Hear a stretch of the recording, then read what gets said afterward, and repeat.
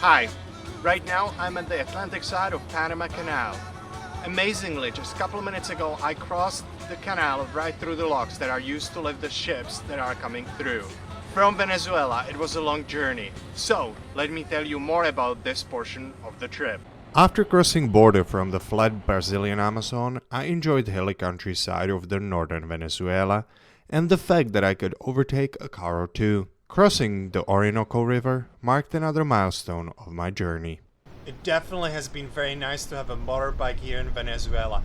First of all, because gas is virtually free, and second of all, just being able to get to some of the very isolated beaches. I also decided to take a ferry to the Margarita Island and enjoyed riding there. That is, until I found out the hard way that Venezuelans ignore the red traffic light. Fortunately, neither I or the bike got hit very hard, and my journey could continue.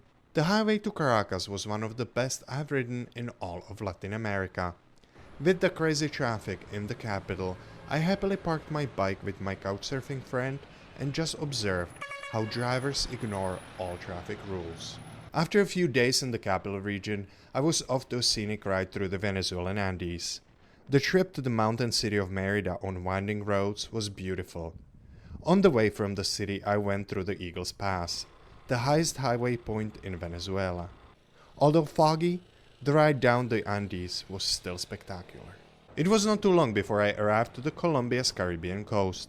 I spent a couple of days in the beautiful city of Cartagena, and then I was off to Medellin, where I took a break from traveling and stayed with my Colombian family for a few weeks.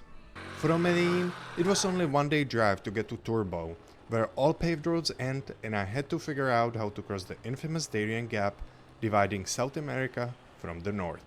It took 2 small passenger boats and a canoe to get my bike to a small cargo ship in Panama.